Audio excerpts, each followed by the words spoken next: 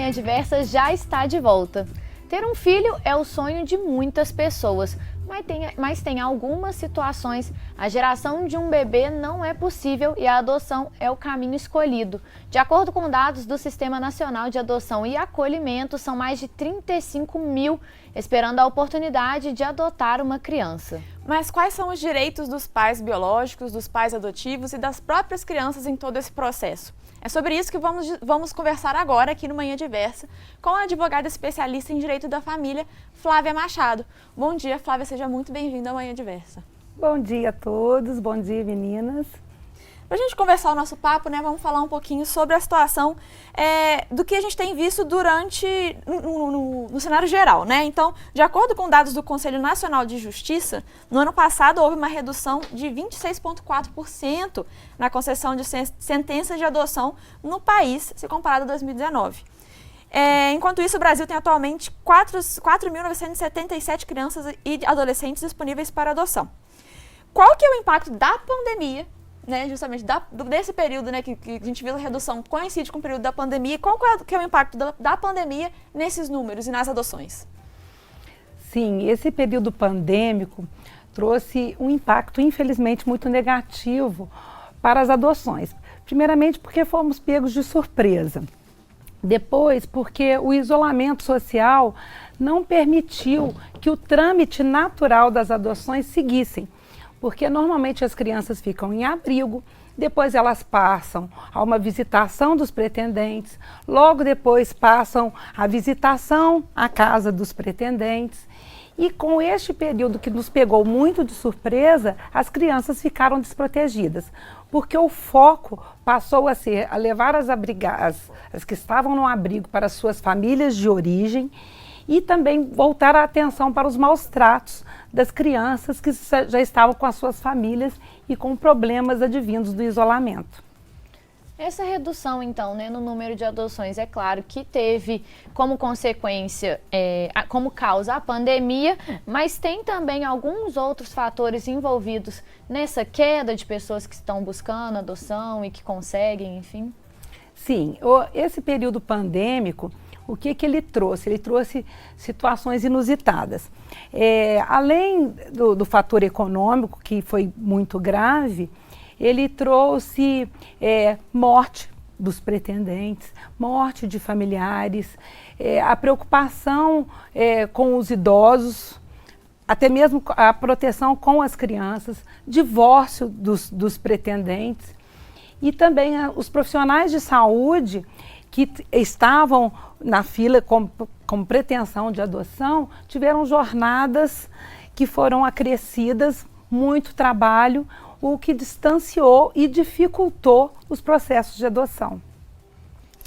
Agora, algo que dificulta a adoção é o perfil que é buscado pela maioria dos adotantes, né? Que limita muito quais que são as crianças que essas pessoas estão dispostas a adotar.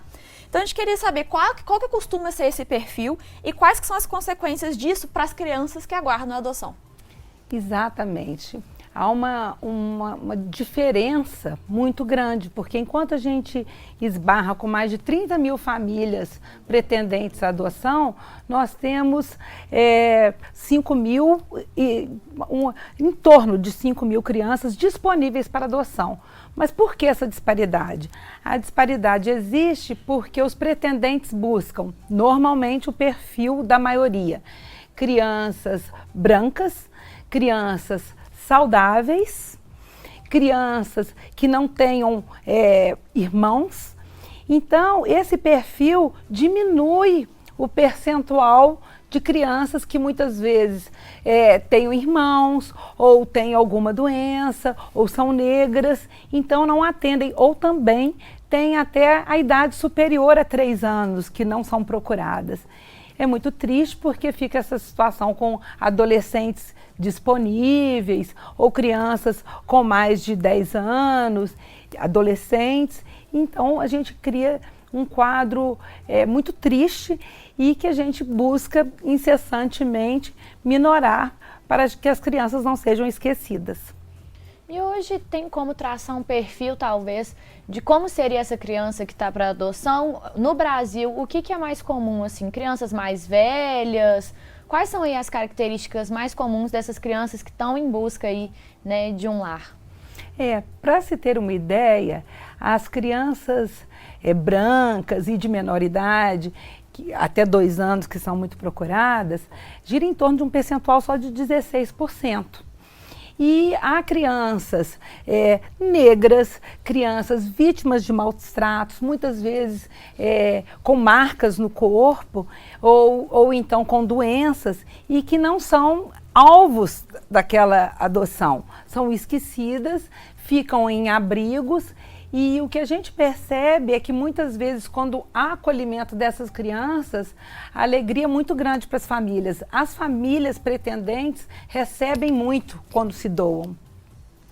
E quando começaram as medidas restritivas de circulação, né, por causa da pandemia, mas é muito difícil a gente não falar da pandemia sobre tudo que a gente fala aqui, né, Sim, porque realmente claro. foi algo que mudou o cenário de tudo, né, mudou coisas que a gente nunca tinha parado para pensar. E talvez o pessoal de casa não tenha parado para pensar que a pandemia afetou os processos de adoção, né? Claro, muito. Então, quando as medidas restritivas de circulação começaram a ser empregadas nos estados, os processos de adoção tiveram que ser adaptados, né?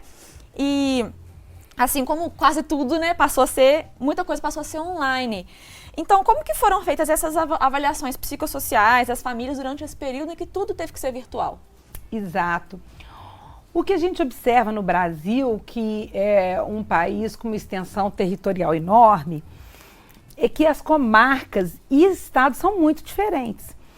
Normalmente o Sul, o Sudeste, que são mais desenvolvidos, já contavam com processo eletrônico. Mas nem todas as comarcas tinham processo eletrônico, então todos tiveram que se adaptar. As comarcas que contam com processo eletrônico, essas entrevistas eram feitas por videoconferências, então minorou o grande problema e o afastamento das crianças e dos pretendentes. Mas cada comarca teve que se adequar e se esforçar para atender esse problema que é grave e é um problema social.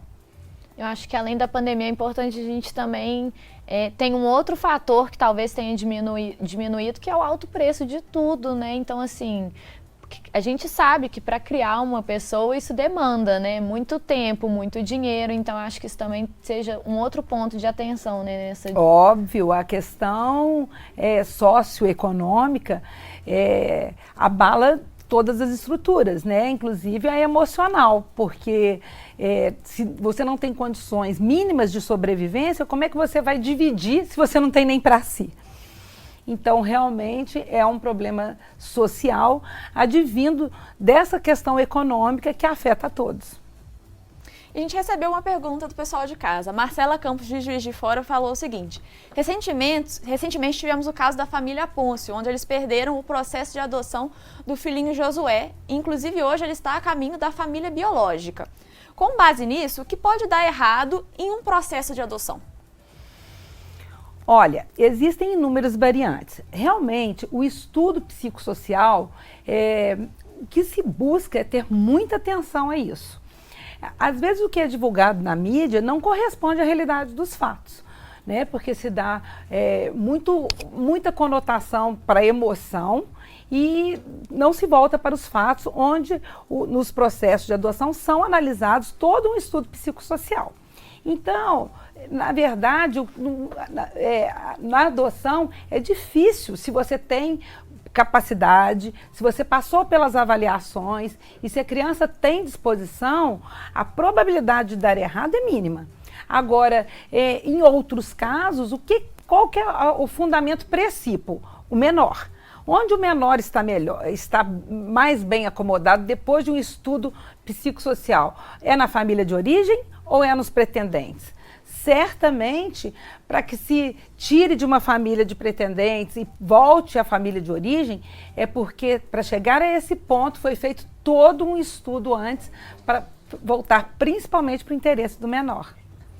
Aproveitando que você falou aí, né, sobre essas etapas, os encontros das famílias com as crianças e os adolescentes, como que foi nesse período de pandemia? E eu queria saber também se tem algum limite para essas etapas, para, né, a pessoa receber aí o resultado de que sim, vai conseguir adotar ou não. Olha, infelizmente, no Brasil, o que versa na lei nem sempre é a realidade.